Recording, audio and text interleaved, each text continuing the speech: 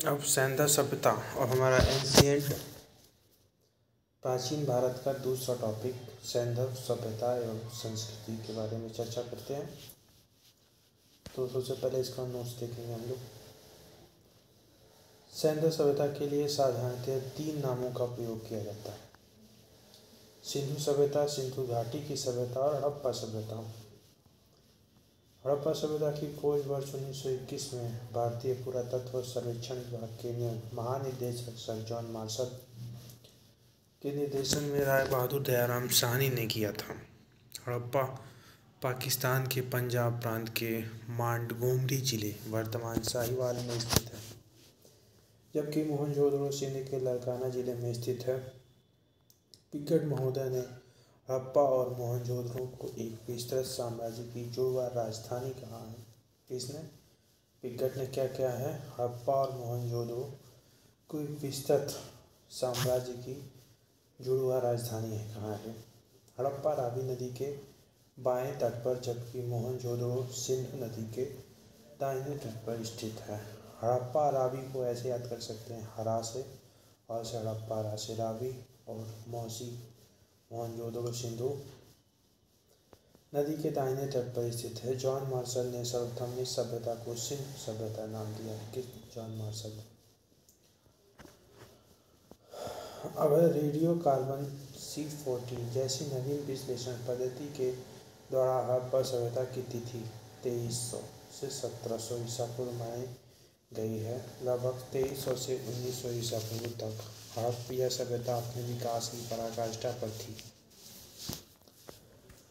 और यह सभ्यता मेसोपोटामिया तथा मिस्र की सभ्यताओं की समकालीन थी। ये भी क्वेश्चन पूछा जाता है। विभिन्न विद्वानों ने सैन्य सभ्यता की तारीख का निर्धारण निम्नलिखित किया है: जॉन मार्शल 3250 से 2750, अर्नेस्ट मैके 2800 से 2500, माधव वस्त ने। सब बेकार है। अब तक इस सभ्यता के अवशेष पाकिस्तान में पंजाब, सिंध, बलूचिस्तान और भारत में पंजाब, गुजरात, राजस्थान, हरियाणा, पश्चिमी यूपी, जम्मू कश्मीर, पश्चिमी महाराष्ट्र में पाए जा चुके हैं। इस सभ्यता का सर्वाधिक पश्चिमी पूरा स्थल सुतका गेंडोर, जैसा कि सब लोग जानते हैं, पश्चिमी पूरा स्थल सुतका गेंडोर। जैसे कि हम लोग अगर ये देखते हैं तो ये वाला है सुतका गेंडोर, बलूचिस्तान में पड़ता है, और पूर्वी ये आलमगीरपुर ये यूपी में पड़ेगा हमारा, और उत्तरी ये मांडा जम्मू कश्मीर में पड़ता है, और दक्षिणी पूरा स्थल ये दैमाबाद ये महाराष्ट्र में पड़ता है। तो याद करने के लिए ये मांडा, ये पूर्व, पश्चिम, उत्तर, दक्षिण सब है। ये मांडा जम्मू कश्मीर, आलमगीरपुर ये यूपी में, ये दैमाबाद महाराष्ट्र में, और ये सुतका गेंडोर कहाँ पे? तो ये पड़ता है हमारा पाकिस्तान। और इसका आकार त्रिभुजाकार तथा वर्तमान में लगभग 13 लाख वर्ग किलोमीटर क्षेत्रफल में विस्तृत है। प्राप्त साक्ष्यों से ज्ञात होता है कि मोहनजोदड़ो की जनसंख्या एक मिश्रित प्रजाति की थी।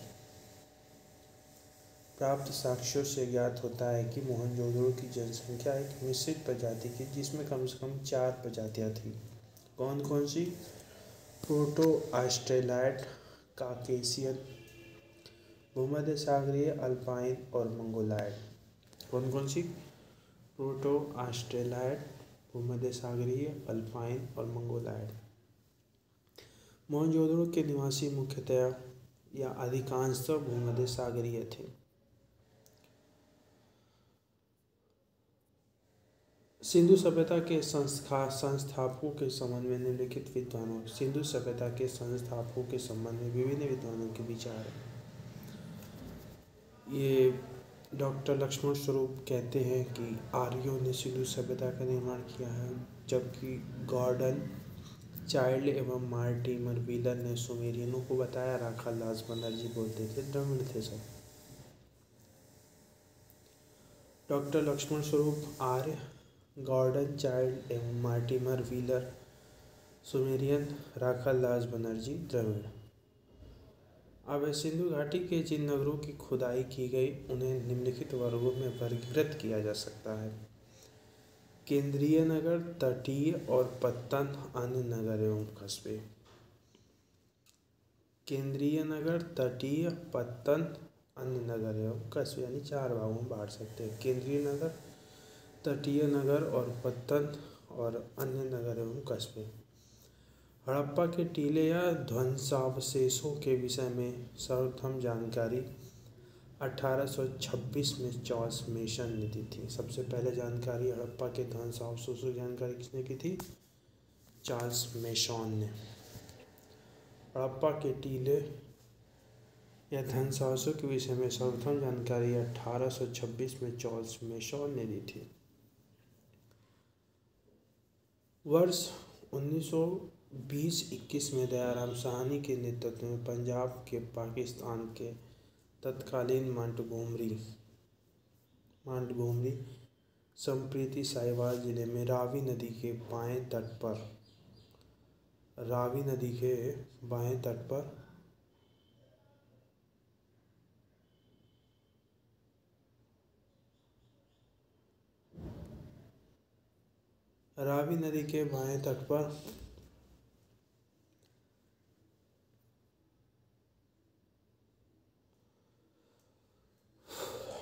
मांडगोमरी संप्रीति साहिवाल जिले में रावी नदी के बाएं तट पर स्थित हड़प्पा का सर्वेक्षण आरंभ हुआ है।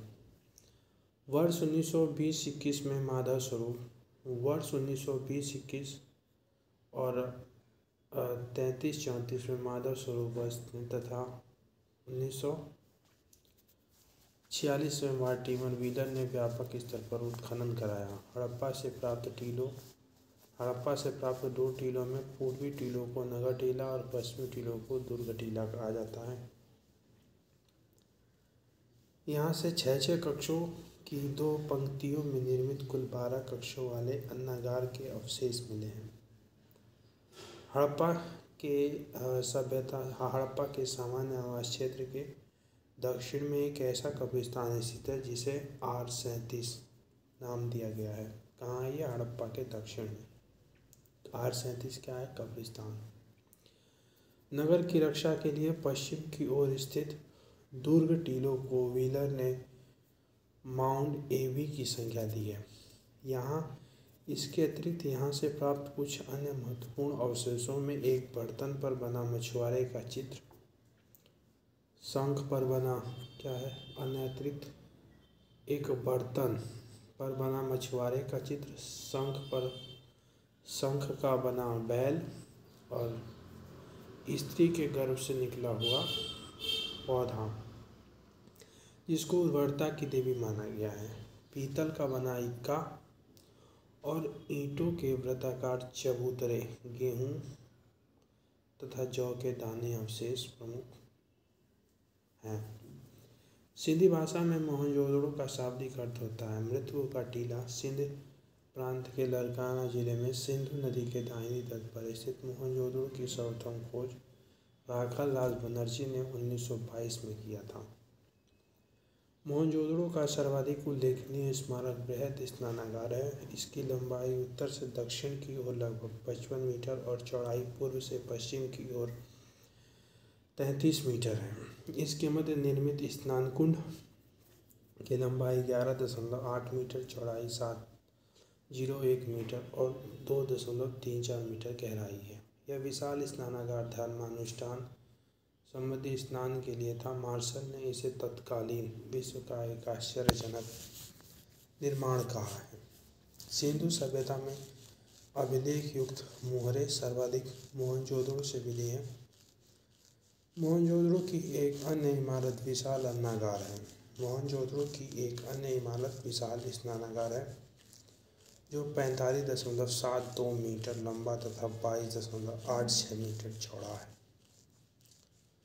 एक तो विशाल स्नानागार हो गया, दूसरी इमारत है अन्नागार जो 45.72 लंबा था, 22.86 मीटर चौड़ा है। वह बृहद स्नानागार के उत्तर पूर्व में 70.1 बाई 23.7 मीटर यानी लंबाई चौड़ाई के आकार का एक विशाल भवन के अवशेष मिले। संभवतः यह पुरोहितावास था तथा यहाँ पुरोहितों का विद्यालय स्थित रहा था। मोहनजोदड़ो की प्रमुख विशेषता उसकी सड़कें थी। मुख्य सड़क 9.51 मीटर चौड़ी थी जिसे राजपथ कहा गया। सड़कें सीधी दिशा में एक दूसरे को समकोण पर काटती हुई नगर को अनेक वर्गाकार अथवा चतुर्भुजाकार खंडों में विभाजित करती थी।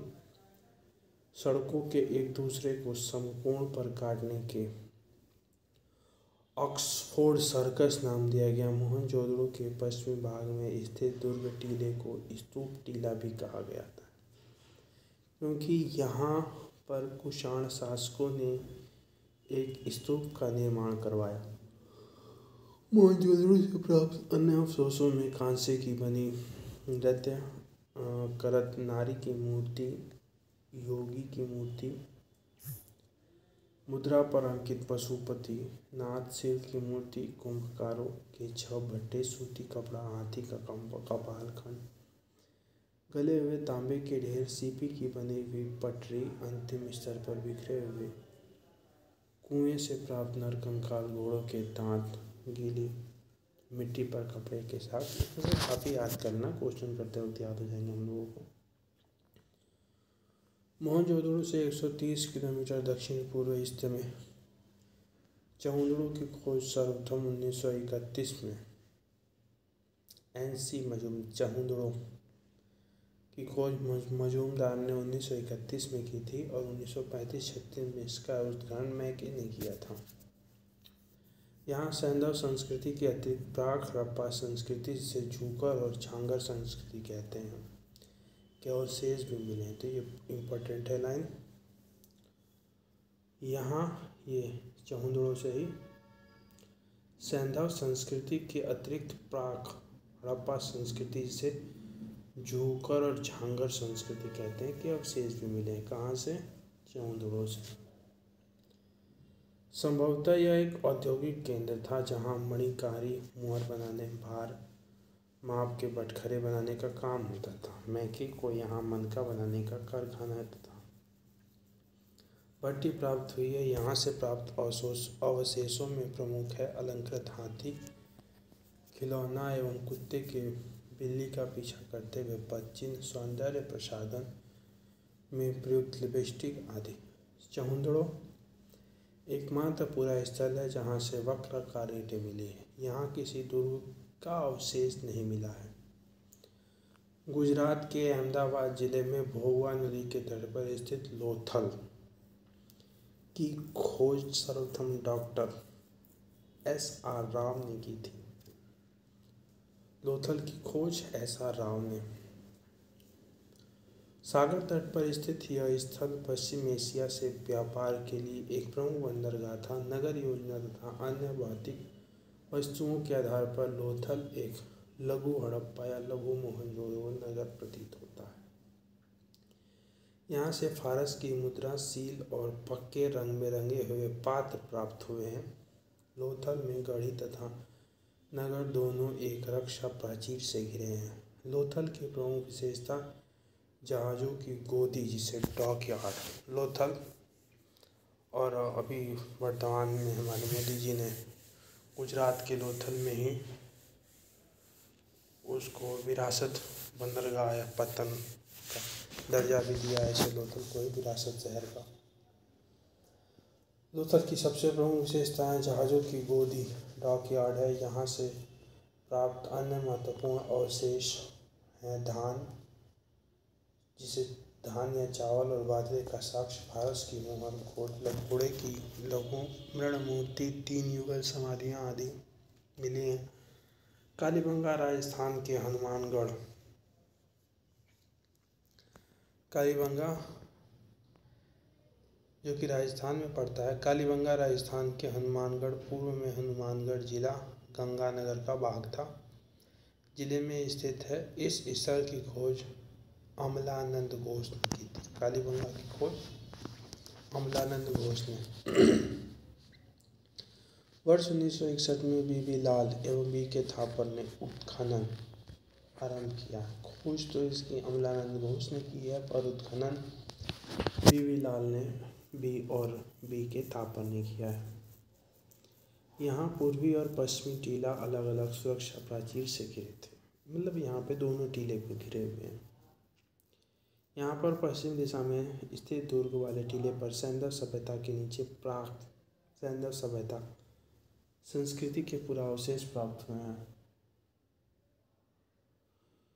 मोहनजोदड़ो के भवन पक्की ईंटों के बने थे जबकि कालीबंगा के भवन कच्ची ईंटों के बने हैं। ये भी एकमात्र ऐसा है जहाँ पे कच्ची ईंटों के बने हैं। पक्की ईंटों का प्रयोग केवल नालियों, कुओं एवं स्नानागार बनाने में ही किया गया था। कालीबंगा से जुते हुए खेतों का साक्ष्य मिला है जिसकी जुताई आड़ी तिरछी की गई है। मोहनजोदड़ो एवं हड़प्पा के समान यहाँ से 2 टीले मिले हैं जो सुरक्षा दीवार से घिरे हैं। पूर्व की ओर स्थित टीला बड़ा जबकि पश्चिम की तरफ स्थित टीला छोटा था। पश्चिमी टीले को कालीबंगा नाम दिया गया है। यहाँ से भूकंप आने का साक्ष्य मिला है। दुर्ग या गढ़ी वाले टीले के दक्षिणी अर्धभाग में 5 या 6 कच्ची ईंटों के चबूतरे बने हैं। दुर्ग या गढ़ी वाले टीले के दक्षिणी अर्धभाग में 5 या 6 कच्ची ईंटों के चबूतरे बने थे।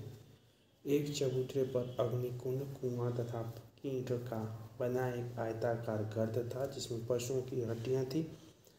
दूसरे चबूतरे पर 7 अग्निकुंड या वेदिकाएं एक पंक्ति में बनी थी। यहाँ से सेलखड़ी तथा मिट्टी की मोहरें एवं मृदभांड के टुकड़े मिले हैं।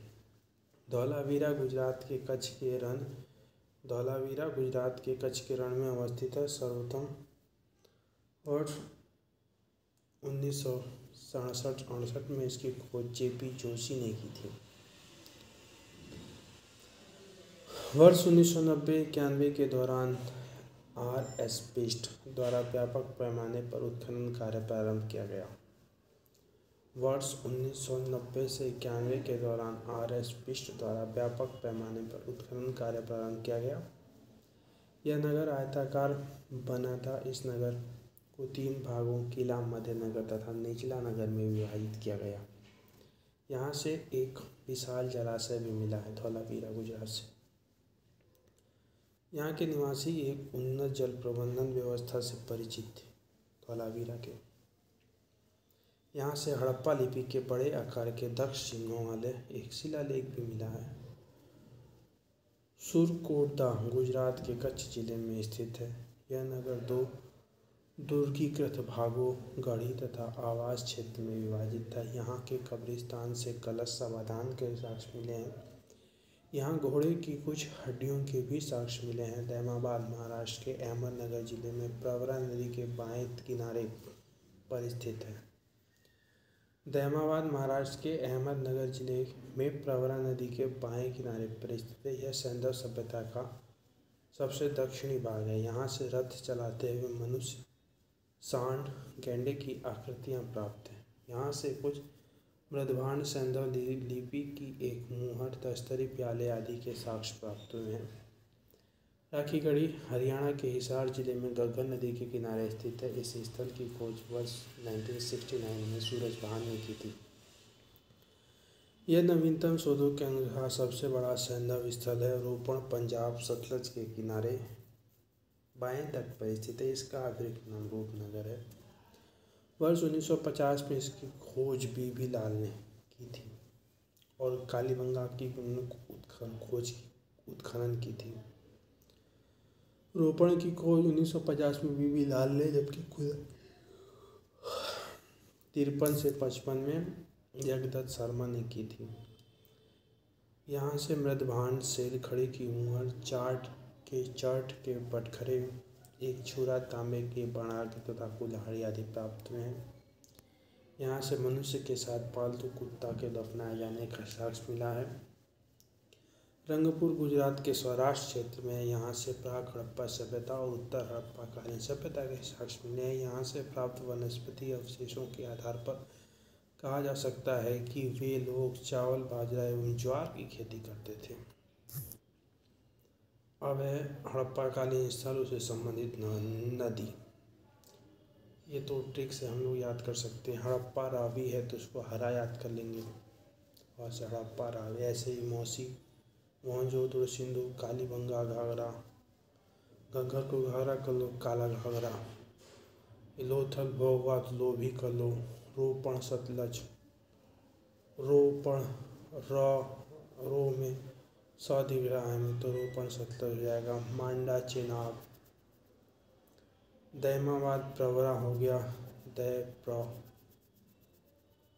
मांडा, चेनाब, दैमाबाद, प्रवरा हो गया। आलमगीरपुर, ये यूपी वाला हिंडन नदी के तट पे। सुतका गेंडोर, सोता। किसी आदमी को मान लो 10 लग गया तो वो सो रहा है, सुतका गेंडोर। भगवानपुरा, ये सरस्वती है, भगवान और सरस्वती से याद रख लेना। अब है आलमगीरपुर, उत्तर प्रदेश के मेरठ जिले में हिंडन नदी के किनारे स्थित है। आलमगीरपुर उत्तर प्रदेश के मेरठ जिले में हिंडन नदी के किनारे स्थित है। यहाँ से खुदाई में मृदभांड एवं मनके मिले हैं। कुछ बर्तनों पर त्रिभुज, मोर, गिलहरी आदि की चित्रकारी भी मिलती है। हुलास उत्तर प्रदेश के सहारनपुर जिले में स्थित है। हुलास उत्तर प्रदेश के सहारनपुर जिले में स्थित है। यहाँ से कांचली, मिट्टी के मनके, चूड़ियाँ, खिलौने, गाड़ी आदि मिले हैं। सैंधव लिपि युक्त एक ठप्पा का भी साक्ष्य मिला है। देसलपुर से एक रक्षा प्राचीर मिला है। सुतका गेंडोर स्थल दक्षिणी बलूचिस्तान में दास्क नदी किनारे स्थित है। खोज 1927 में ऑरल RL स्टील ने की थी। इसका दुर्ग एक प्राकृतिक चट्टान के ऊपर स्थित था।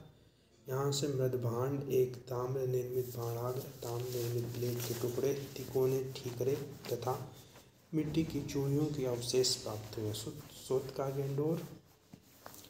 सुतका गेंडोर की पूर्व में स्थित है। वर्ष 1962 में इसकी खोज टेल्स द्वारा की गई थी।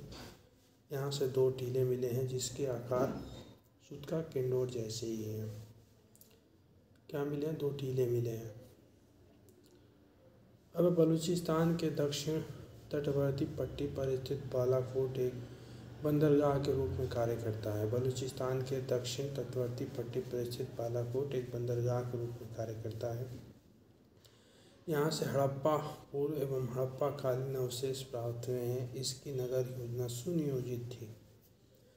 भवनों के निर्माण में कच्ची ईंटों का, जबकि नालियों के निर्माण में पक्की ईंटों का प्रयोग किया जाता था।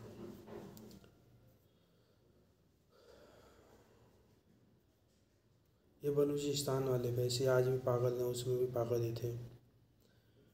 क्या है? भवनों के निर्माण में कच्ची ईंट प्रयोग करते थे और नालियों के निर्माण में पक्की ईंट प्रयोग करते थे ताकि पानी लीक ना हो। हाँ, बलूचिस्तान वाले। यहाँ का सबसे समृद्ध उद्योग सीप उद्योग था। यहाँ से हजारों की संख्या में सीप से बनी चूड़ियों के टुकड़े मिले हैं। अब है बनावली, हरियाणा के फतेहाबाद। बनावली हरियाणा के फतेहाबाद पूर्व में हिसार का भाग था। बनावली हरियाणा के फतेहाबाद पूर्व में हिसार का भाग था, जिले में स्थित है। वर्ष 1974 से 77 में RS विश्व द्वारा इस स्थल का उत्खनन करवाया गया। यहाँ से संस्कृति के 3 स्तर प्रकाश में आए: प्राक सैंधव, विकसित सैंधव और उत्तर सैंधव। बनावली हरियाणा से फतेहाबाद में RS विश्व ने खुदाई करवाई थी 74-77 में, तो तीनों मिले थे: प्राक सैंधव, विकसित और उत्तर। यहाँ की सड़कें नगर को तारांकित भागों में विभाजित करती थी। ये याद करने की बात है। बनावली की सड़कें जो हरियाणा के फतेहाबाद में पड़ती हैं,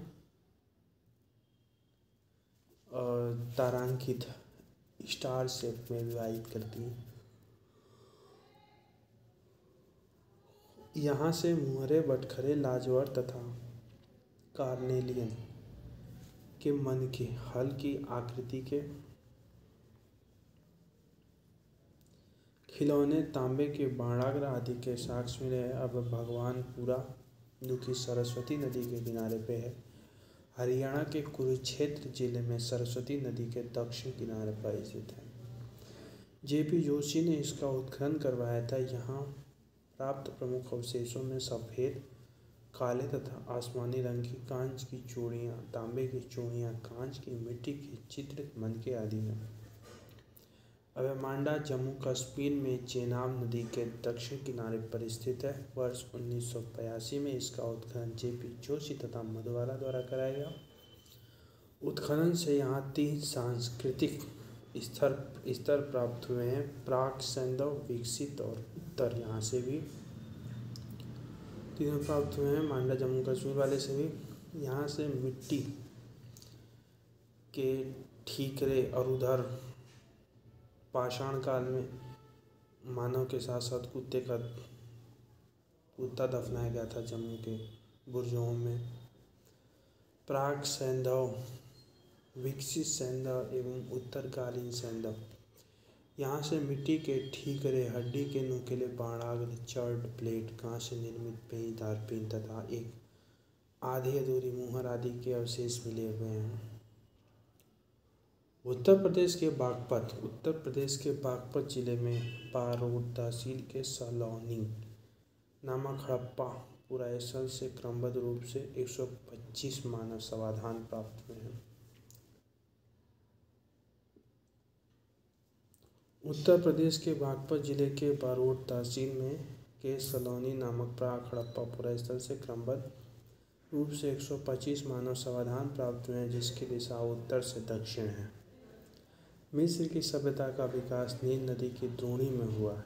मिस्र को नील नदी का उपहार कहा जाता है क्योंकि इस नदी के अभाव में यह भूभाग रेगिस्तान होता। सुमेरिया सभ्यता के लोग प्राचीन विश्व के प्रथम लिपि आविष्कर्ता थे। सुमेरिया सभ्यता के लोग प्राचीन विश्व के प्रथम लिपि आविष्कारकर्ता थे।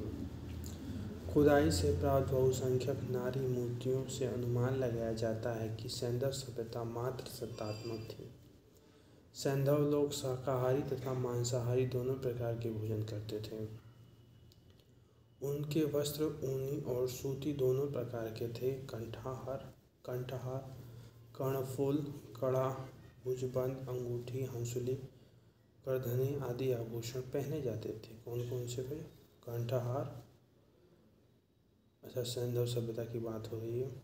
कंठहार, कर्णफूल, कड़ा, भुजबंद, अंगूठी, हंसुली, करधनी। हमें 9 सारों से स्त्रियों के मांग में सिंदूर के प्रमाण मिले हैं। ये इम्पोर्टेंट बात है भाई। 9 सारों स्त्रियों के मांग में सिंदूर के प्रमाण मिले हैं, जो हिंदू धर्म में सुहागन का प्रतीक है, जैसा कि सब लोग जानते हैं। सिंधु काल में प्रमुख खेल पांसा था, वही शकुनी वाला पांसा। सिंधु घाटी सभ्यता के लोगों के मुख्य खाद्यान्न गेहूं और जौ थे। रंगपुर से धान की भूसी, लोथल से चावल के अवशेष मिले। ये भी लाइन काम की है। रंगपुर से धान की भूसी और लोथल से चावल के अवशेष।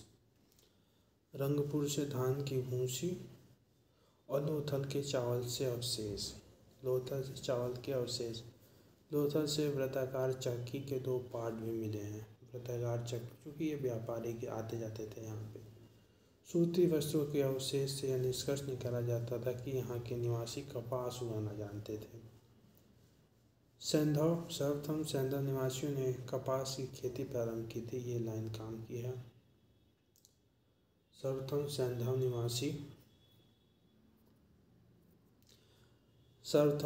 निवासियों ने कपास की खेती प्रारंभ की थी।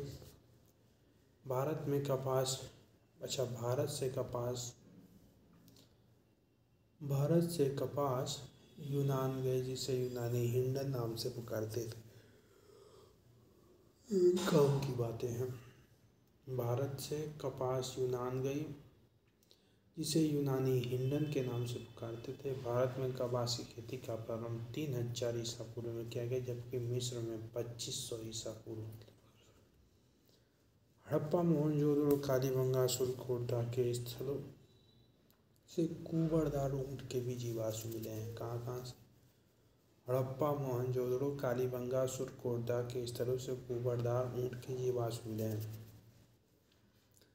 सुरकोटा, लोथल, कालीबंगा से घोड़े की मृण मूत्र, हड्डी, जबड़े आदि के अवशेष भी प्राप्त हुए हैं। सुरकोटा, लोथल, कालीबंगा से घोड़े की मृण मूर्ति, हड्डियों, जबड़ों आदि के अवशेष। सिंधु सभ्यता का प्रमुख उद्योग वस्त्र उद्योग था। सिंधु सभ्यता का प्रमुख उद्योग वस्त्र उद्योग था। मोहनजोदड़ो से तांबे के 2 उपकरण से लिपटा हुआ सूती धागा एवं कपड़ा प्राप्त हुआ है। लोथल एवं चौधरी के बड़ी के लोथल तथा चौंदड़ों में मनके बनाने का कार्य होता था। लोथल तथा बालाकोट सीप उद्योग के लिए प्रसिद्ध है। ये भी नोट करने की बात है, लोथल और बालाकोट सीप उद्योग के लिए प्रसिद्ध है।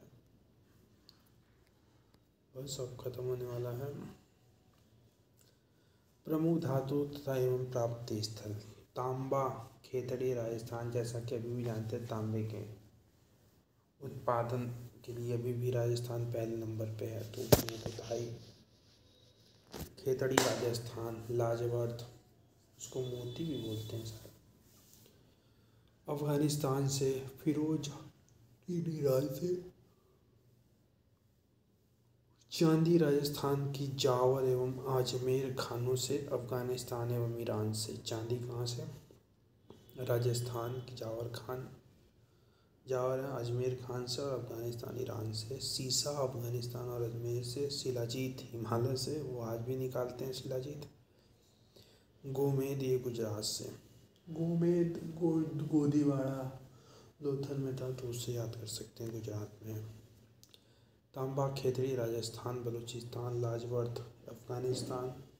फिरोजा या टीन ईरान से। चांदी राजस्थान, बलूचिस्तान, राजस्थान, अफगानिस्तान, ईरान। सीसा अफगानिस्तान, अजमेर। शिलाजीत हिमालय, गोमेद गुजरात।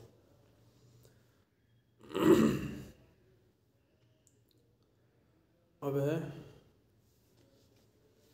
सैंधव निवासियों का आंतरिक एवं बाह्य व्यापार उन्नत अवस्था में था। सैंधव निवासियों का आंतरिक एवं बाह्य व्यापार उन्नत अवस्था में था।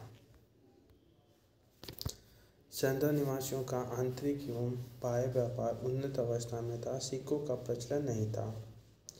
क्रय विक्रय वस्तु विनिमय द्वारा किया जाता था। लोथल एवं मोहनजोदड़ो से हाथी दांत के बने तराजू के पड़ले मिले हैं। कहाँ से? ये लोथल और मोहनजोदड़ो से हाथी दांत के बने तराजू के पड़ले मिले हैं। बताओ। उनके पाठ मुख्यतः घनाकार होते थे। कुछ पाठ बेलनाकार, ढोलाकार, वर्तुलाकार प्रकार के भी मिले हैं। सारगोन युगीन सुमेरियन लेख से ज्ञात होता है कि मेलुहा, दिलमून तथा मगन के साथ मेसोपोटामिया के साथ व्यापारिक संबंध थे। सारगोन युगीन सुमेरियन लेख से ज्ञात होता है कि मेलुहा, दिलमून तथा मगन के साथ मेसोपोटामिया के व्यापारिक संबंध थे। मेलुहा की पहचान सिंध क्षेत्र से की गई है। मेलुहा सिंध क्षेत्र से की गई है। दिलमून की पहचान फारस की खाड़ी से की गई है। फारस की खाड़ी के बहरीन से। दिलमून बहरीन। सुमेरी अभिलेखों दिलमून को साफ सुथरे नगरों का स्थान या सूर्योदय का क्षेत्र और हाथियों का देश कहा गया है। दिलमून यानी बहरीन को। मेलुहा सिंध, दिलमून फारस की खाड़ी का बहरीन बनावा वाला। सुमेरी अभिलेखों में दिलमून को साफ सुथरे नगरों का स्थान, सूर्योदय का क्षेत्र और हाथियों का देश कहा गया है। मिस्र के साथ व्यापारिक संबंध का पता लोथल से प्राप्त ममी की एक आकृति से चलता है। सैंधव सभ्यता में मूर्ति कला, वास्तुकला, उत्कीर्ण कला, मृदभांड कला आदि के उन्नत होने के प्रमाण मिलते हैं। मोहनजोदड़ो से एक संयुक्त पशु मूर्ति प्राप्त हुई है। मोहनजोदड़ो से एक संयुक्त पशु मूर्ति प्राप्त हुई है जिसमें शरीर भेड़ का तथा मस्तक सूंडदार हाथी का है। मोहनजोदड़ो से एक संयुक्त पशु मूर्ति प्राप्त हुई है। शरीर भेड़ का तथा मस्तक सूंडदार हाथी का है। हड़प्पा की पाषाण मूर्तियों में 2 सिर रहित मानव मूर्तियों का उल्लेख है। धातु मूर्तियां लुप्त मोम या मधुचिष्ट विधि से बनाई जाती है। लुप्त मोम की विधि वो होती है जिसमें जैसे धातुओं को गला के सांचे में डालना, उसको बोलते हैं लुप्त मोम विधि। उसी टाइप से बनती थी। 2-3 में से धातुएं जैसे कांसा और कांसा, ये तांबा और टीन, उसको मिला के कांसा बनता है ना, तो उसको गला करके सांचे में डाल देते थे। तो जो विधि आती थी उसी विधि को बोलते हैं लोस्ट पैक्स या धातु मूर्ति लुप्त मोम या मधुचिष्टक विधि। वो सब जानते थे सिंधु वाले, मोहनजोदड़ो सभ्यता वाले। लोथल के साथ कुत्ते तथा कालीबंगा से ताम्र मूर्ति प्राप्त हुई है। लोथल से कुत्ते तथा कालीबंगा से ताम्र मूर्ति प्राप्त हुई है। चौंदड़ो से प्राप्त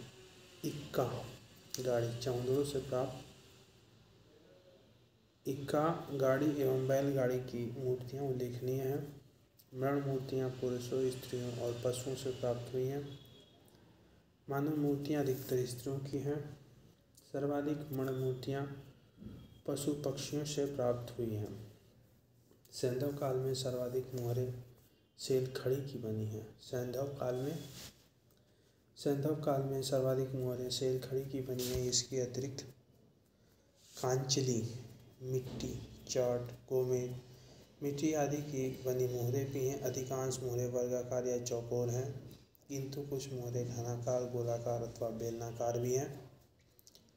सिंधु सभ्यता की मोहरों पर सर्वाधिक अंकन एक संगी बैलों का है। उसके बाद कुबड़ वाले बैलों का है। पशुपति शिव का प्रमाण मोहनजोदड़ो से प्राप्त एक मोहर है जिस पर योगी की आकृति बनी हुई है।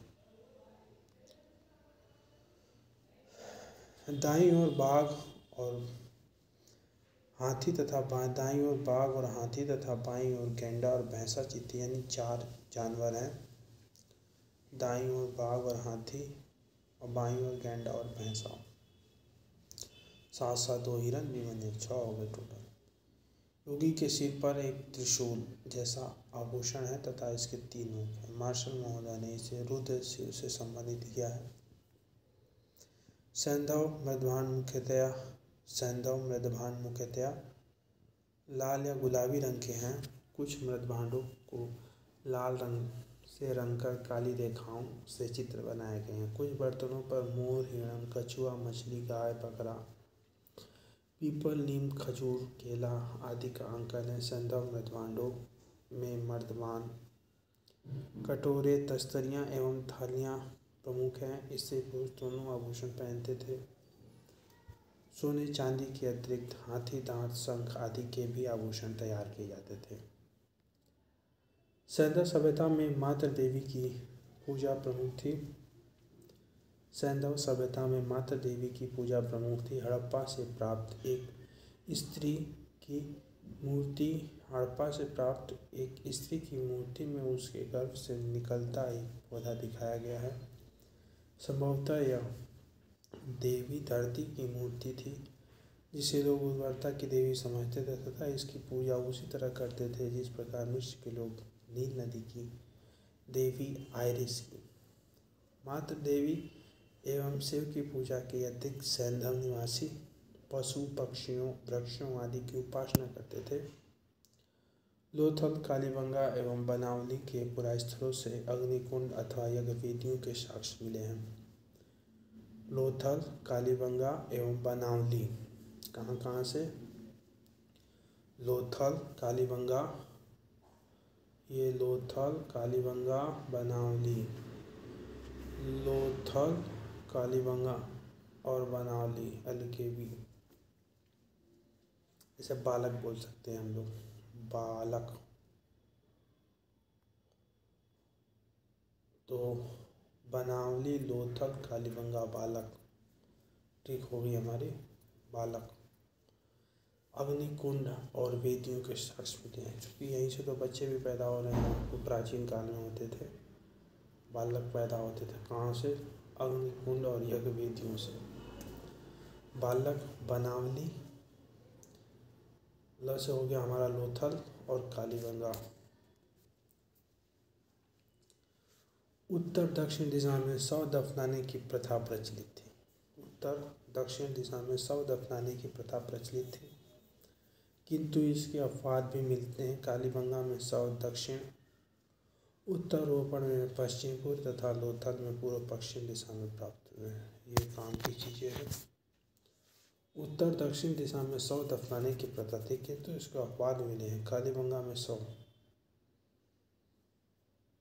दक्षिण उत्तर में पश्चिम पूर्व में तथा रोपण में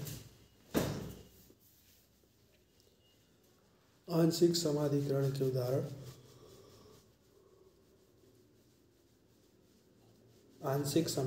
के उदाहरण बहावलपुर में मिले हैं। सिंधु सभ्यता के विनाश के कारणों पर विभिन्न इतिहासकारों का विभिन्न मत है।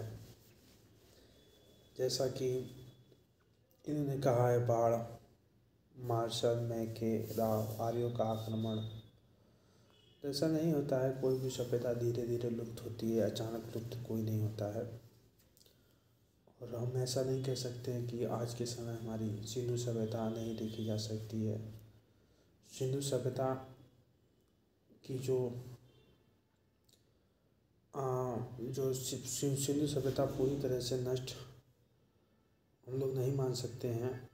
वो मान सकते हैं वहाँ के लोग वहाँ से हट के उनका विकास हो गया। जैसे कि हम लोग सिंधु सभ्यता में स्नानागार देखते थे, तो आज के समय में हमें पूल का कंसेप्ट मिलता है, स्विमिंग पूल का। तो सिंधु सभ्यता समाप्त कहाँ हुई है? उसका विस्तृत रूप हमें पूल दिखता है, आज कई सालों से आ रहा है।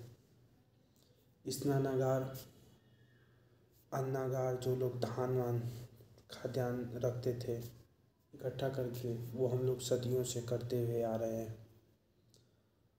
गांव में अभी भी अनाजों को रखने के लिए जगह बनाई जाती है, तो हम लोग उसी की परंपराएं करते हुए आ रहे हैं।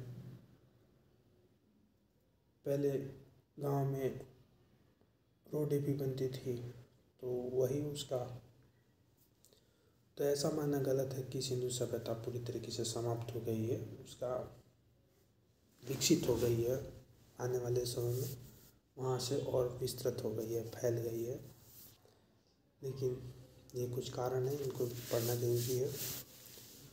बाढ़, मार्शल, मैके, SR राव, आर्यों का आक्रमण, Gordon, Childe, Mortimer, Wheeler, Stuart, Piggott, जलवायु परिवर्तन, ऑरेल स्टीन, अम्लानंद घोष, भूतात्विक परिवर्तन, ये महामारी, ये सब फर्जी चीज़ें हैं। अब प्रश्न कोश। मानव समाज विलक्षण है क्योंकि यह मुख्यतः आश्रित है अर्थव्यवस्था पर। मानव समाज विलक्षण है क्योंकि यह मुख्यतः आश्रित होता है अर्थव्यवस्था पर ही मानव समाज टिका हुआ है। मानव समाज विलक्षण या विशिष्ट होता है क्योंकि यह मुख्यतः अर्थव्यवस्था पर आश्रित होता है। अर्थव्यवस्था में जैसे जैसे परिवर्तन होता है, वैसे वैसे समाज में परिवर्तन होता है। जैसे खाद्य संग्रह, कृषि उत्पादन, उद्योग आदि। अर्थव्यवस्था में जैसे जैसे परिवर्तन होता गया, सामाजिक व्यवस्था उसी अनुरूप में बदलती गई। सांस्कृतिक, धर्म, विज्ञान आदि अर्थव्यवस्था में उत्पादन के साधनों में परिवर्तन के ही अनुसार वर्तित होते। हड़प्पा सभ्यता किस सभ्यता से संबंधित है? हड़प्पा सभ्यता का संबंध सिंधु घाटी सभ्यता से है। हड़प्पा सभ्यता निम्नलिखित में से किससे संबंधित है? तो सिंधु घाटी सभ्यता से। हड़प्पा नामक पूरा स्थल सिंधु घाटी सभ्यता से संबंधित है। इस सभ्यता का प्रथम पुरातात्विक प्रमाण हड़प्पा से प्राप्त होने के कारण सैंधव सभ्यता को हड़प्पा सभ्यता के नाम से भी जाना जाता है। कालानुक्रम की दृष्टि से यह सभ्यता मिस्र एवं मेसोपोटामिया की प्राचीन सभ्यताओं के समकालीन है।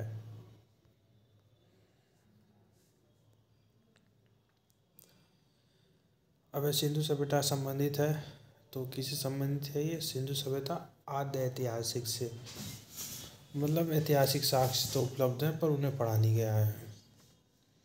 सैंधव सभ्यता एक आद्य ऐतिहासिक काल की सभ्यता है क्योंकि यहाँ पर लेखन कला का ज्ञान तो है किंतु अभी तक इसे पढ़ा नहीं जा सका, अतः इतिहास निर्माण में इसका प्रयोग नहीं किया जा सकता है। सिंधु घाटी सभ्यता, सिंधु घाटी की सभ्यता गैर आर्य थी क्योंकि आर्य लोग ग्रामीण थे और ये नगरीय थे। सिंधु घाटी सभ्यता गैर आर्य मुख्य रूप से इसलिए क्योंकि वह नगरीय सभ्यता थी और आर्य सभ्यता ग्रामीण थी। सिंधु सभ्यता को आर्यों से पूर्व रखने की महत्वपूर्ण कारक क्या है? आर्यों से पूर्व क्योंकि ये लिपि हो सकता है, समृद्ध भांड है। सिंधु घाटी सभ्यता को आर्यों से पूर्व रखे जाने का महत्वपूर्ण कारक क्या है? तो ये मृद भांड है। सिंधु घाटी सभ्यता लिपि, ज्ञान और नगर नियोजन आदि के संदर्भ में प्रारंभिक आर्यों से अधिक विकसित थी। पुरातात्विक साक्ष्यों में अलग अलग काल में पाए गए मृद भांड सिंधु घाटी सभ्यता को आर्यों से पूर्व का सिद्ध करते हैं। काले रंग की आकृतियां से चित्रित लाल मृद भांड जहाँ हड़प्पा सभ्यता संबंधित है, वहीं धूसर एवं चित्रित मृद भांड जो बाद के आर्यों से संबंधित माने जाते हैं। सिंधु घाटी सभ्यता, सिंधु घाटी संस्कृति, वैदिक संस्कृति। सिंधु घाटी संस्कृति वैदिक सभ्यता से भिन्न थी क्योंकि इसके पास विकसित शहरी जीवन की सुविधाएं थी।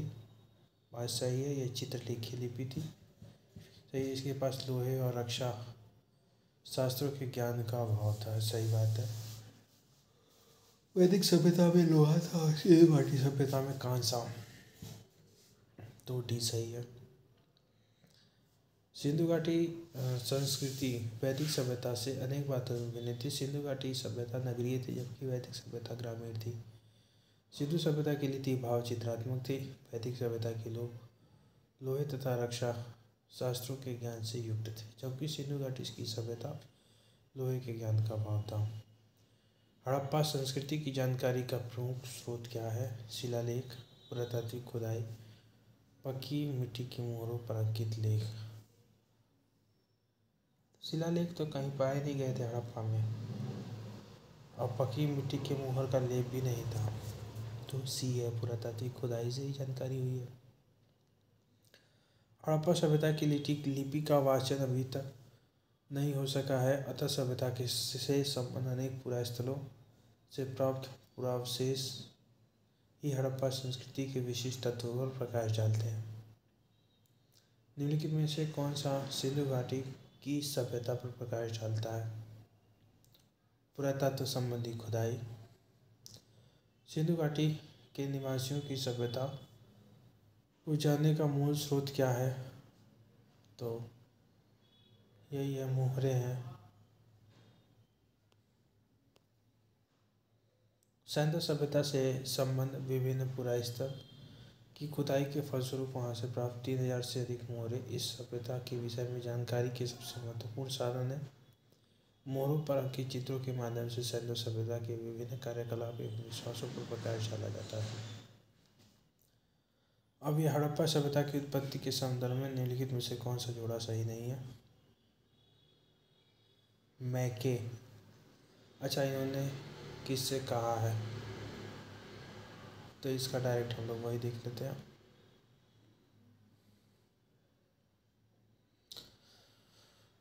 यहाँ पे मैके ने सुमेर के लोगों का पलायन बोला है। मार्टिमन वीरा ने पश्चिम एशिया सभ्यता के विचार का प्रवचन, अम्लानंद घोष ने हड़प्पा सभ्यता का उद्भव पूर्व हड़प्पा सभ्यता की परिपक्वता के परिणाम स्वरूप हुआ है। इधर क्या है? हड़प्पा सभ्यता की उत्पत्ति के संदर्भ में अनेक विद्वानों के अलग अलग मत प्रस्तुत किए गए हैं। मैके का मानना है कि हड़प्पा सभ्यता उत्पत्ति सुमेर दक्षिणी मेसोपोटामिया के लोगों के प्रवसन के कारण हुई है। इन्हीं के समरूप प्रवसन के सिद्धांत के इतिहासविद D.H. गार्डिन तथा मार्टिन व्हीलर का मानना है कि हड़प्पा सभ्यता की उत्पत्ति पश्चिमी एशिया से सभ्यता के विचार की प्रवसन के कारण हुई है। इस संदर्भ में अमलानंद घोष का विचार है कि हड़प्पा सभ्यता का उद्भव पूर्व हड़प्पा सभ्यता की परिपक्वता के परिणामस्वरूप हुआ है। स्टुअर्ट पिगट फेयर सर्विसेज जॉर्ज डेफ एम रफील मुगल का मानना है कि हड़प्पा सभ्यता का विकास रावी नदी क्षेत्र में हड़प्पा से हुआ है। इतनी पुरानी खंडन किया है मेसोपोटामिया से मानी गई है। RS वाले बिना मतलब के क्वेश्चन पूछते रहते हैं सब। ये है काम का चीज। तो हड़प्पा दयाराम साहनी ने की थी 2324 में। और हस्तिनापुर ये मिलाना है इन्हें, हड़प्पा दयाराम साहनी। और अब देख लेते हैं। Harappa Dayaram Sahni, Hastinapur बीबीलाल, Takshashila martial, Kaushambi Majumdar. Harappa Dayaram Sahni, Hastinapur बीबीलाल, Takshashila martial, Kaushambi NG Majumdar. Bharat में चांदी की उपलब्धता के प्राचीनतम साक्ष्य मिलते हैं चांदी हड़प्पा संस्कृति से। हड़प्पा वासियों को चांदी की जानकारी थी। ये राजस्थान और हड़प्पा वासियों को चांदी की जानकारी थी। मोहनजोदड़ो और हड़प्पा के निवासियों के मध्य इसके विधिवत प्रयोग के साक्ष्य मिलते हैं। ये लोग राजस्थान की जावर और अजमेर की खानों से चांदी प्राप्त करते थे। हड़प्पा में मिट्टी के बर्तनों पर सामान्यतः किस रंग का उपयोग हुआ है? तो लाल रंग का। प्रारंभिक हड़प्पा सभ्यता में पैर से चालित चाक का प्रयोग किया जाता था। सभ्यता की परिपक्व अवस्था में हाथ से चालित चाकों का प्रयोग किया जाने लगा। डिजाइन के आधार पर इन बर्तनों की दो श्रेणियां थी, एक तो बिना डिजाइन वाले बर्तन की तथा दूसरे चित्रित मृदभांड की। मृदभांडों को बनाने वाली मिट्टी में रेत का मिश्रण किया जाता था, जिनको पकाने पर यह हल्के भूरे लाल रंग का रूप ग्रहण कर लेती थी। इन मृदभांडों के ऊपरी हिस्सों में लाल रंग की पुताई कर दी जाती थी तथा निचले हिस्सों में काले रंग से विभिन्न प्रकार की चित्रकारी की जाती थी। मूर्ति पूजा का आरंभ ये आर्यों से पहले का है।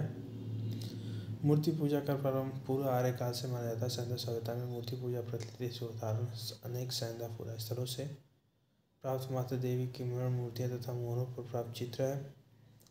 निम्नलिखित पशुओं में से किस एक का हड़प्पा संस्कृति में पाई मोहरे और टेराकोट कलाकृतियों में रिपोर्ट नहीं हुआ है? गाय का। हाथी, बाघ, गैंडा सब कहा हुआ है पर गाय नहीं आई है। हड़प्पा संस्कृति के मोहरों एवं टेराकोटा कलाकृतियों में गाय का चित्र नहीं मिलता, जबकि हाथी, गैंडा, बाघ, हिरण, घोड़ा, आदि भेड़ आदि के अंकर मिलते हैं। गाय वैदिक काल में हड़प्पा स्थल नहीं है, तो ये चौंदड़ो भी है, कोरदीजी भी है, देसलपुर भी है, सोहगौरा नहीं है। सोहगौरा उत्तर प्रदेश के गोरखपुर में राप्ती नदी के किनारे स्थित एक गांव है।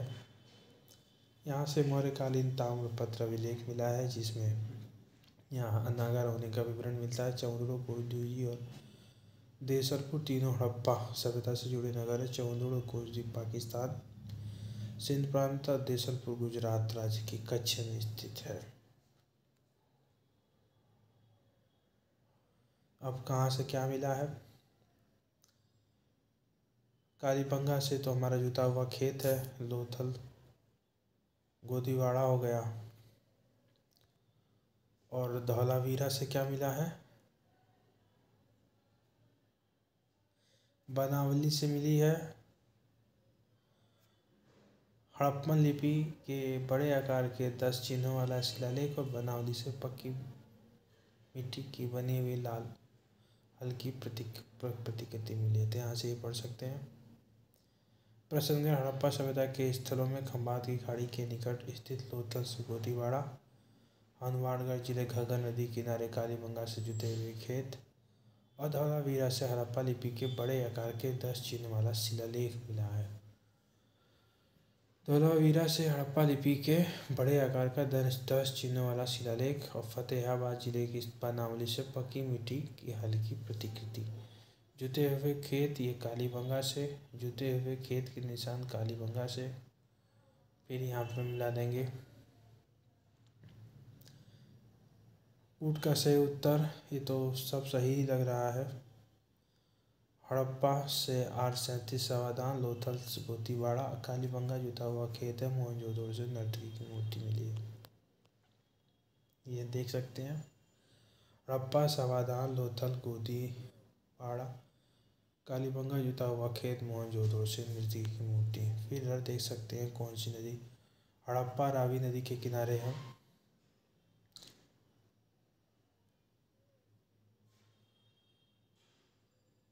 हड़प्पा रावी नदी के किनारे है। हस्तिनापुर तो ये गंगा नदी के किनारे है। और नागार्जुन कोंडा ये जैसा कि दिख रहा है हमारा कृष्णा नदी के किनारे होगा। और पैठान है गोदावरी नदी के पास। अब है हड़प्पा रावी, कालीबंगा, घाघरा, लोथल, भोगवा और रोपण सतलज नदी के किनारे है। ये देख सकते हैं हड़प्पा रावी नदी के किनारे, कालीबंगा, घग्गर, लोथल, भोगवा, रोपण, सतलज। हड़प्पा किस नदी के किनारे स्थित है? तो रावी नदी के किनारे। सैंधव सभ्यता का महान स्नानागार हमें मोहनजोदड़ो में मिलता है। लंबाई कोई जरूरी नहीं याद रखने की, 55 मीटर लंबा और 33 मीटर चौड़ा है। विशाल स्नानागार फिर वही मोहनजोदड़ो से मिला है। सिंधु सभ्यता के बारे में कौन सा कथन असत्य है? सिंधु सभ्यता के बारे में कौन सा कथन असत्य है? नगरों में नालियों की सुदृढ़ व्यवस्था थी, सही बात है। व्यापार और वाणिज्य उन्नत दशा में था, सही। माता देवी की उपासना थी, सही। लोहे से परिचित नहीं थे ये लोग, कांसे से परिचित थे। सैंधव सभ्यता कांस्य युगीन सभ्यता थी तथा यहाँ के लोग लोहे से परिचित नहीं थे, जबकि सैंधव नगरों में नालियों सुदृढ़ व्यवस्था थी और व्यापार एवं वाणिज्य उन्नत दशा में था। माता देवी की उपासना के अनेक साक्ष्य सैंधव नगरों से मिलते हैं, जिससे प्रभावित होता है कि माता देवी की उपासना की जाती थी। सिंधु घाटी जानी जाती है नगर नियोजन के लिए, मोहनजोदड़ो हड़प्पा के लिए कृषि कार्य के लिए, उद्योग के लिए। उपयुक्त सही सब है क्योंकि कॉटन वगैरह यहाँ से होता था। सिंधु घाटी सभ्यता की प्रमुख विशेषता नगर नियोजन को बना सकता है। साथ ही हड़प्पा और मोहनजोदड़ो सिंधु घाटी सभ्यता के दो प्रमुख नगर थे। हड़प्पा नामक पूरा स्थल सर्वप्रथम ज्ञात होने के कारण इसको हड़प्पा सभ्यता। कालीबंगा से कृषि संबंधी साक्ष्य तथा अनेक सैंधव स्थलों से ईंट के भट्ठे, मणका निर्माण कारखाने, उद्योग के साक्ष्य प्राप्त हुए। इस प्रकार से विचारों सत्य हैं। आलमगीरपुर ये उत्तर प्रदेश के मेरठ का, लोथल गुजरात का, कालीबंगा राजस्थान का है ना कि हरियाणा का, रोपण है पंजाब का, सही है। निम्नलिखित कौन से उत्तर प्रदेश में स्थित है? तो एक तो हमारा आलमगीरपुर हो गया है, कालीबंगा राजस्थान में, लोथल गुजरात में, तीसरा और चौथा है हुलास। आलमगीरपुर और हुलास। कालीबंगा राजस्थान, लोथल गुजरात ये उत्तर प्रदेश के मेरठ में, हुलास सहारनपुर जिले में स्थित है। हुलास सहारनपुर जिले में। कौन सा सही नहीं है? आलमगीरपुर यूपी में, दैमाबाद महाराष्ट्र में है, बनावली ये राखीगढ़ी हरियाणा में नहीं पड़ता है, ये पड़ता है हरियाणा में। राखीगढ़ी राजस्थान में नहीं पड़ता, ये पड़ता है हरियाणा में। हिसार जिले में, घग्गर नदी के तट पे। सूरजभान ने की थी खोज 1969 में। देखते हैं मांडा जम्मू कश्मीर, दैमाबाद महाराष्ट्र, कालीबंगा राजस्थान, राखीगढ़ी हरियाणा। ये सी है इसका सही आंसर है। अब है हड़प्पा पुरा स्थल और राज्य कौन सा कहाँ मिला है। हुलास यूपी के सहारनपुर में मिला है, मांडा जम्मू कश्मीर में है, और ये दो कहाँ से मिले हैं, बालू हरियाणा में, मांडा जम्मू कश्मीर में, पाटरी गुजरात में, हुलास उत्तर प्रदेश, सहारन। सिंध में कौन सा अवस्थित है। चौंदड़ो हमारा राजस्थान में है, हड़प्पा मोहनजोदड़ो सुरकोटा नहीं है, ओनली विकल्प बी सही है, सिंध में अवस्थित है। दूसरा और तीसरा मोहनजोदड़ो और चौंदड़ो ये सिंध में उपस्थित है। उपर्युक्त विकल्प में हड़प्पा पाकिस्तान के पंजाब प्रांत में, मोहनजोदड़ो तथा चौंदड़ो सिंध प्रांत में, सुरकोटा गुजरात में है। मोहनजोदड़ो निम्नलिखित में से कहाँ पर स्थित है। मोहनजोदड़ो यह पाकिस्तान के सिंध प्रांत में स्थित है। चौंदड़ो अर्नेस्ट मैके के निर्देशन में उसका उत्खनन हुआ है। चौंदड़ो 1931 में अर्नेस्ट मैके ने किया था इसका खोज उत्खनन। अब पाकिस्तान में हड़प्पा हमारा पाकिस्तान में है, कालीबंगा राजस्थान में, लोथल गुजरात में, आलमगीरपुर यूपी में, यही सब है यहाँ पे लिखा हुआ। रंगपुर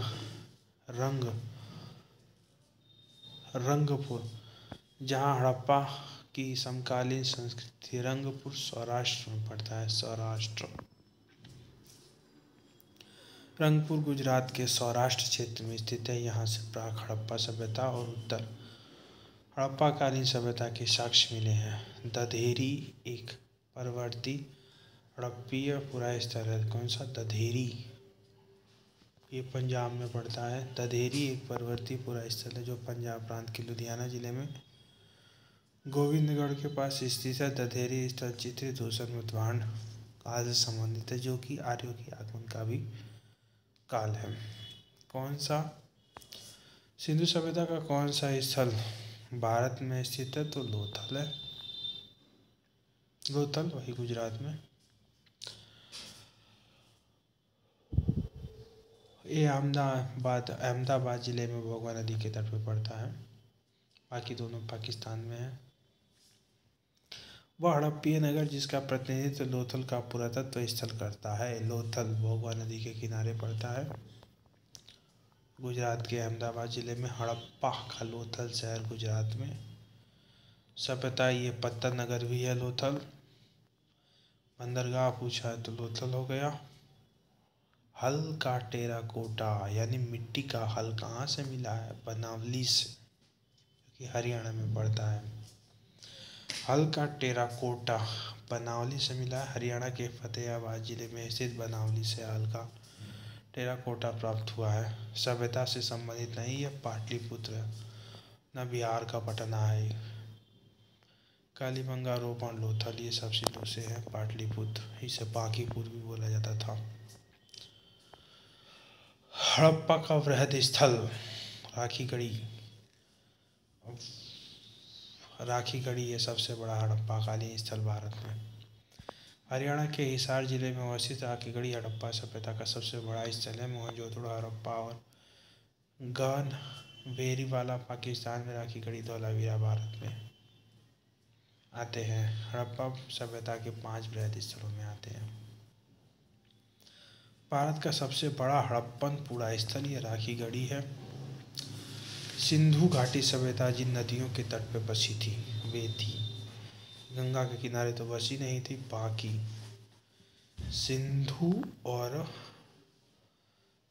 उसकी सहायक नदी थी ना, तो सिंधु, चेनाब, झेलम तीनों के किनारे बसी थी। यही स्थापित सिंधु घाटी की सभ्यता का विस्तार उत्तर में झेलम नदी के पूर्वी तट से दक्षिण में यमुना की सहायक हिंडन के तट तक माना जाता है। झेलम, सिंधु, चेनाब नदियां तो शामिल है परंतु गंगा इसमें शामिल नहीं है। सिंधु घाटी के लोग विश्वास करते थे मात्र शक्ति में और यज्ञ प्रणाली भी करते थे वो सब। आंसर देखते हैं। सिंधु सभ्यता की लिपि अभी तक पढ़ी नहीं जा सकी है। इस कारण उन लोगों के धार्मिक विश्वास के बारे में निश्चित तौर पर कुछ नहीं कहा जा सकता। उत्खनन से प्राप्त स्त्री मूर्तियों की बहुलता से मात्र शक्ति की उपासना का अनुमान लगाया जाता है। पुरुष आकृतियों से शिव की पूजा अनुमानित होती है। अग्निकुंड या यज्ञ वेदिकाएं भी प्राप्त हुई हैं। मृतकों के साथ दैनिक उपयोग की वस्तुओं के दफनाने से आत्मा में विश्वास का भी अनुमान लगाया जाता है। फिर भी कई विद्वान उन्हें मात्र शक्ति का उपासक मानते हैं, लेकिन निश्चित तौर पर इस प्रश्न का उत्तर नहीं दिया जा सकता। सिंधु घाटी के लोग पूजा करते थे तो पशुपति की। सिंधु घाटी के लोग पशुपति शिव की पूजा भी करते थे। इसका प्रभाव मोहनजोदड़ो से प्राप्त एक मोहर से है, जिस पर योगी की आकृति बनी हुई है। मोहनजोदड़ो पुरातात्विक खुदाई के प्रभारी थे तो सर जॉन मार्शल थे। 1921 में दयाराम सहानी ने और 22 में हड़प्पा की राखालदास बनर्जी ने खोज की थी। दो भारतीय नाम राखालदास बनर्जी और दयाराम सहानी थे। सिंधु घाटी से रिलेटेड हड़प्पा दयाराम सहानी, ये तो सही है। लोथल ये भी सही है। सुरकोटदा जेपी जोशी। धौलावीरा वी के था पर नहीं है। धौलावीरा की खोज बिष्ट है। धौलावीरा SR बिष्ट है। हड़प्पा का उत्खनन दयाराम साहनी, लोथल SR राव, सुरकोटदा जेपी जोशी, जबकि धौलावीरा बिष्ट है। SR RS Bisht.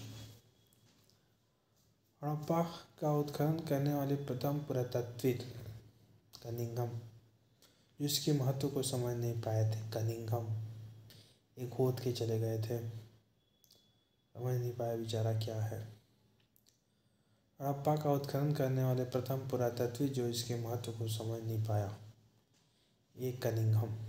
ये कनिंघम महोदय ने भारतीय उपमहाद्वीप के ऐतिहासिक महत्व को टीलों की खोज की थी, किंतु वह हड़प्पा के टीलों के महत्व को नहीं समझ पाए। हड़प्पा और मोहनजोदड़ो को संबंधित नहीं थे।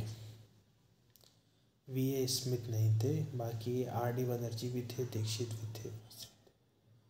1921 में दयाराम सहानी ने हड़प्पा का सर्वेक्षण किया। 1926 में मधु स्वरूप वह सर्वेक्षण से संबंधित रहते। मोहनजोदड़ो की खोज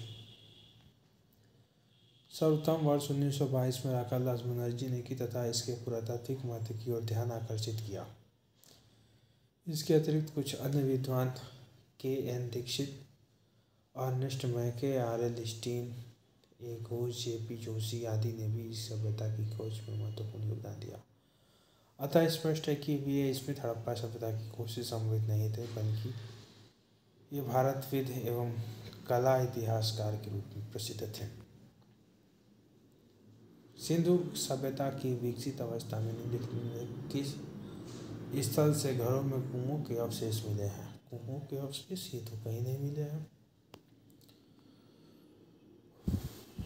जय नारायण पांडे की पुस्तक पुरातत्व विमर्श, ये बुक भी याद कर सकते हैं।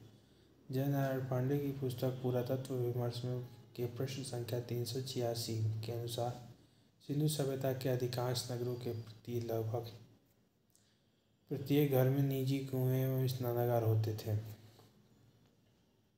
अच्छा, मतलब सब घर में निजी कुएं, स्नानागार और पानी के निकास के लिए नालियों की व्यवस्था। रामचरण शर्मा की पुस्तक प्राचीन भारत कालीबंगा के प्राय सभी घरों में कुएं थे। कालीबंगा मान सकते हैं इसका आंसर। आने का सही क्रम क्या है? सबसे पहले हमारे आए हैं नगर संस्कृति आई थी, फिर आए थे हमारे पास लोहे का हल आया था, फिर चांदी आया था, बाद में सोना आया था। भारत में सबसे प्राचीन सभ्यता हड़प्पा सभ्यता अपनी नगर योजना के लिए विख्यात है। हड़प्पा सभ्यता की नगर योजना की आधार सामग्री मोहनजोदड़ो, हड़प्पा, चौंदड़ो, कालीबंगा, लोथल, सुरकोटदा तथा बनावली से प्राप्त होती है। सिंधु घाटी सभ्यता कांस्य कालीन है। लोहे का ज्ञान कांसे के बाद वैदिक काल में लगभग 1000 ईसा पूर्व में हुआ है। भारत में प्राचीन सिक्के आहत मुद्रा के रूप में 6ठी शताब्दी ईसा पूर्व में अस्तित्व है। सबसे पहले भारत में सोने के सिक्के हिंद यमन शासकों ने जारी किए। जिनकी संख्या कुषाण काल में बढ़ी। सर्वप्रथम मानव ने निम्न धातु का उपयोग किया। सबसे पहले मानव ने तांबे का उपयोग किया था। हाथी दांत का पैमाना लोथल में से मिला है। हाथी दांत का पैमाना लोथल से। हड़प्पा सभ्यता भारत की प्राचीनतम सभ्यता थी। हड़प्पई संदर्भ में हाथी दांत का पैमाना लोथल से मिला है। यह गुजरात में स्थित है। हड़प्पा स्थलों में अभी तक की धातु की प्राप्ति नहीं हुई है, तो लोहे की, बाकी सब मिल गया है। हड़प्पा सभ्यता एक कांस्ययुगीन सभ्यता थी। यहाँ से तांबा, कांसा, स्वर्ण, चांदी आदि धातुएं तो मिली है, परंतु लोहे की प्राप्ति नहीं हुई। वस्तुतः हड़प्पा कालीन लोग लोहे से परिचित नहीं थे। भारत में लौह युग का प्रारंभ उत्तर वैदिक काल से माना जाता है। निम्नलिखित में से कौन सा स्थल घग्गर और उसकी सहायक नदियों की घाटी में है? घग्गर और उसकी सहायक नदियों की घाटी में है बनावली।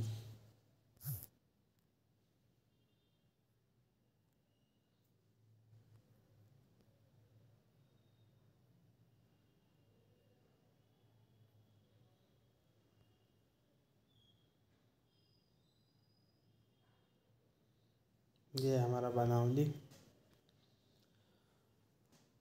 निम्नलिखित कथनों पर विचार कीजिए, नीचे गए कूट से सही उत्तर चुनिए। मोहनजोदड़ो हड़प्पा रोपण कालीबंगा सिंधु घाटी के प्रमुख स्थल से। सही बात है। हड़प्पा के लोगों ने सड़कों तथा नालियों के जाल के साथ साथ नियोजित शहर का विकास किया है। सही बात है, दोनों सही है। हड़प्पा, मोहनजोदड़ो, रोपण, लोथल, कालीबंगा सिंधु घाटी सभ्यता के प्रमुख स्थल थे। सैंधव सभ्यता में सड़कें एक दूसरे को समकोण पर काटती हैं, जिसको हम लोग ऑक्सफोर्ड प्रणाली कहते हैं। सड़कों के दोनों किनारों पर पक्की नालियां बनाई जाती थी, जिन्हें बड़ी ईंटों अथवा पत्थर के टुकड़ों से ढका जाता था। इस समय सोने तथा चांदी के आभूषण बनाए जाते थे। तांबे के साथ टीन मिलाकर कांसा तैयार किया जाता था। मोहनजोदड़ो तथा हड़प्पा नगर अब विलुप्त हो गए हैं। वह खुदाई के दौरान प्रकट हुए थे। बात तो सही है, विलुप्त तो हो गए हैं, लेकिन खुदाई के दौरान प्रकट हो गए थे, इसलिए विलुप्त हुए। ये सही है, पर स्पष्ट व्याख्या नहीं करता है। ये इसको पढ़ लेना आराम से।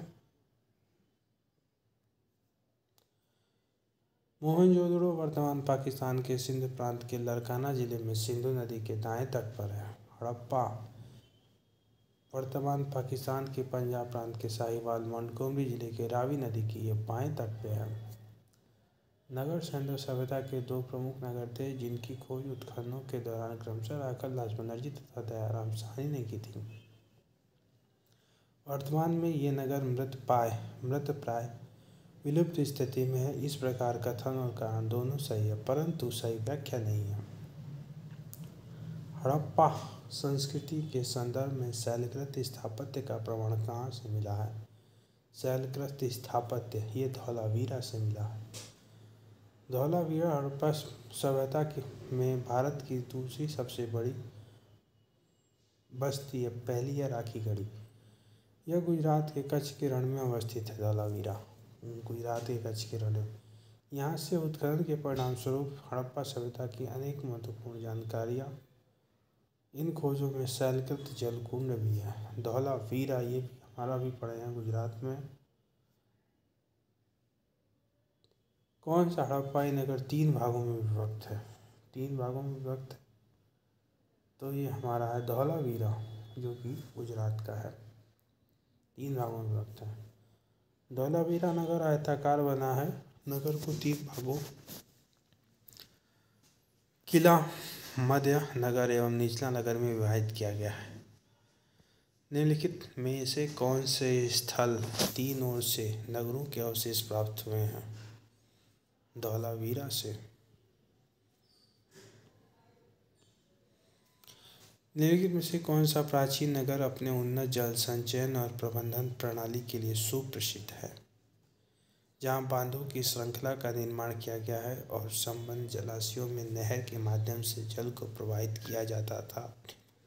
धौलावीरा में बड़े आगे थे तो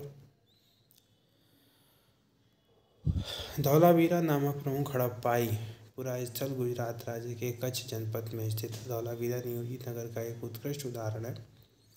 धौलावीरा नगर में अत्यंत नियोजित ढंग से अलग अलग नगरीय आवासीय क्षेत्रीय क्षेत्र विकसित किए गए थे, जो संभवतः विभिन्न व्यवसायिक गतिविधियों और वर्गीकृत समाज पर आधारित थे। यह प्राचीन नगर अपने उन्नत जल संचयन और प्रबंधन प्रणाली के लिए सुप्रसिद्ध है। यहाँ पर बांधों की श्रृंखलाओं का निर्माण किया गया था तथा संबद्ध जलाशयों में नहरों के माध्यम से जल को प्रवाहित किया जाता था। यहाँ से जल संचयन प्रणालियाँ तथा जल निकास प्रणालियों के साथ साथ वास्तुशिल्प एवं तकनीक रूप विकसित सुविधाओं में नजर आने वाली उत्कृष्ट तकनीक प्रगति स्थानीय सामग्री की डिजाइन कार्यान्वयन और प्रभावकारी उपयोग में स्पष्ट रूप से परिलक्षित होती थी।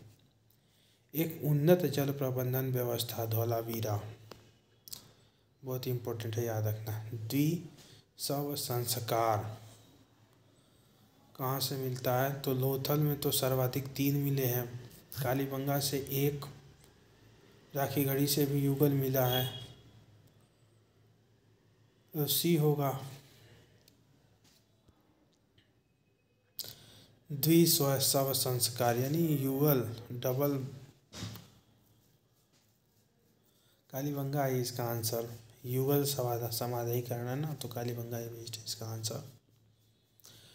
हड़प्पा स्थल सलोनी के अभी हाल ही में उत्खननों से प्राप्त हुआ है। मानव समाधान हड़प्पा स्थल सलोनी से मानव समाधान के प्राप्त हुए अवशेष उत्तर प्रदेश के बागपत जिले के बरौत तहसील सनौली नामक हड़प्पन पुरास्थल से क्रमशः 125 मानव समाधान प्राप्त हुए, जिसकी दिशा उत्तर से दक्षिण है। इन समाधानों के साथ दैनिक उपयोग की वस्तुएं मिली है, प्रमुख गहने हैं, जिसके साथ कुछ जानवरों की हड्डियां भी मिली। हड़प्पा सभ्यता का स्थल मांडी भारत के किस राज्य में मिलता है? हम मांडे उत्तर प्रदेश में मांडी। मुजफ्फरनगर जिले का एक गांव है।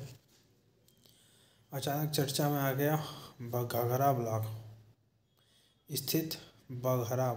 में स्थित मांडी गांव में एक खेत में जो खुदाई के समय के दौरान प्राचीन आभूषण, सिक्के, बर्तन आदि मिले थे। इसे हड़प्पा सभ्यता से जोड़कर देखा गया। वस्त्रों के लिए कपास की खेती का आरंभ सबसे पहले किसने किया? भारत में लोथल में होता था।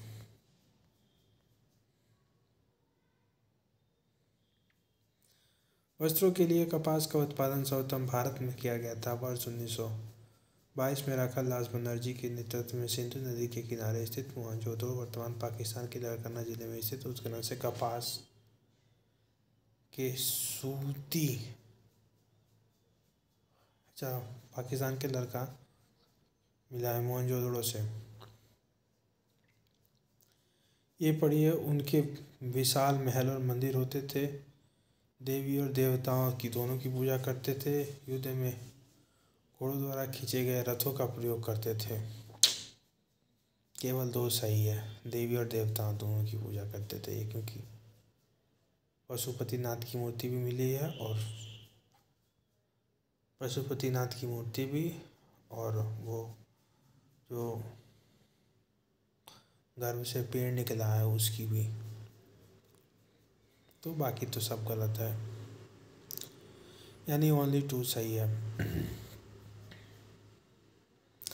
वर्तमान तक सिंधु घाटी सभ्यता के स्थलों की खुदाई में किसी मंदिर अथवा पूजा स्थल के साक्ष्य प्राप्त नहीं हुए। अतः इस सभ्यता के धार्मिक जीवन का एकमात्र स्रोत यहाँ पाई गई मिट्टी और पत्थर की मूर्तियाँ एवं मोहरें हैं। इनसे ज्ञात होता है कि यहाँ मात्र पशुपति शिव तथा लिंग एवं योनि की पूजा और पीपल, नीम आदि पेड़ों एवं नाग आदि जीव जंतुओं की उपासना प्रचलित थी। पशुओं में हाथी, बाघ, भैंसा, गैंडा, घड़ियाल, हड़ियाल के चित्र मिले हैं, लेकिन घोड़े का चित्र अभाव। हालांकि घोड़े की अस्थियां लोथल, सुरपुरदा, कालीबंगा इत्यादि स्थलों से मिली है, फिर भी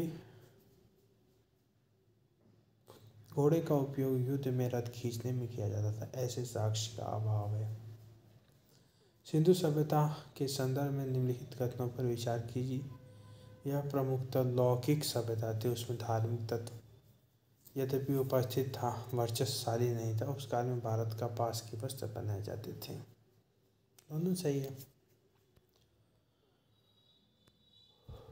बस हम खत्म होने वाला है हम लोगों का। सिंधु घाटी सभ्यता के संदर्भ में सामान्यतः माना जाता है कि यह प्रधानतः लौकिक सभ्यता थी। इसमें धार्मिक तत्व यद्यपि उपस्थित था किंतु वर्चस्वशाली नहीं था। सिंधु सभ्यता के अनेक स्थलों से कपास के रेशे से निर्मित वस्त्र के साक्ष्य मिले, जिससे स्पष्ट होता है कि वहाँ के लोग इसका निर्माण करते थे। निम्न स्थानों पर किस एक स्थान पर सिंधु घाटी सभ्यता से संबंध विख्यात वृषभ मुद्रा प्राप्त हुई है? वृषभ बैल की। मोहनजोदड़ो से प्राप्त कुवड़ वाले बैल की आकृति युक्त मुहर की कलात्मक की भूरी भूरी प्रशंसा मार्शल महतो ने की है। इसमें बैल के अंगों में उभार और शरीर के अनुपात में जो विशिष्टता दिखाई गई है वह अपूर्व है। निम्नलिखित में से किस पशु का अंकन हड़प्पन संस्कृति की मोहरों पर नहीं मिलता है? तो घोड़े का। बाकी बैल, हाथी, भेड़ सबका मिलता है। किस पशु के अवशेष नहीं प्राप्त हुए हैं? तो घोड़े के नहीं, अरे शेर के नहीं प्राप्त हुए हैं यार। अवशेष, हाँ, घोड़ा का तो अवशेष पाया गया है, शेर का अवशेष नहीं मिला है। दिए हुए विकल्पों में गाय और हाथी के अवशेष तो सिंधु घाटी सभ्यता से प्राप्त हुए, किंतु घोड़े के अवशेष सिंधु घाटी सभ्यता से प्राप्त होने के संबंध में विद्वान मधु उत्खनन में आधार पर निष्कर्षों के आधार पर अनेक प्रख्यात विद्वानों घोड़ों के अवशेष सिंधु घाटी सभ्यता से प्राप्त होने की अहिमत की पुष्टि की है। दूसरी ओर सिंधु घाटी सभ्यता के बाघ एवं चीता के अवशेष की प्राप्ति तो है, किंतु शेर का उल्लेख कहीं नहीं है। मरण पट्टिका पर उत्कीर्ण सिंहयुक्त देवता कृत प्राप्त हुई है। मरण पट्टिका पर उत्कीर्ण सिंहयुक्त देवता की कृति कहाँ से मिली है? वो हमें मिली है कालीबंगा से।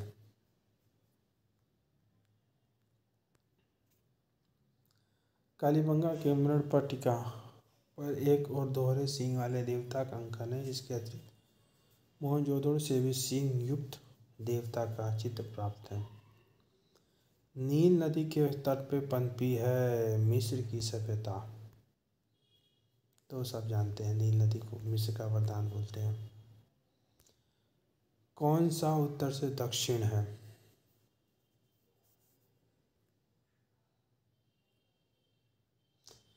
ये डी कर सकते हैं, एज़टेक, माया, मुइज़्का, इंका। एज़टेक सभ्यता का विस्तार मेसोअमेरिकी के उत्तर भाग में था।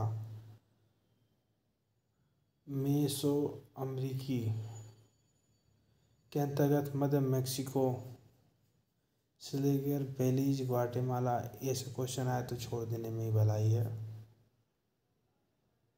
सब सवाल है। लेखन कला की उचित प्रणाली विकसित करने वाली सर्वप्रथम प्राचीन सभ्यता सुमेरियन सभ्यता। ये बड़ा ही इम्पोर्टेंट क्वेश्चन है। लेखन कला की उचित प्रणाली विकसित करने वाली सर्वप्रथम प्राचीन सभ्यता थी सुमेरियन। सुमेरिया सभ्यता के लोग प्राचीन विश्व के प्रथम लिपि आविष्कर्ता थे। इनकी प्रारंभिक लिपि का स्वरूप अत्यंत सरल एवं मार्मिक था। सुमेरिया की क्यूनफॉर्म लिपि को सामान्यतः प्राचीनतम लिपि माना जाता है। तो हम लोगों का चैप्टर नंबर 2 भी खत्म हो गया।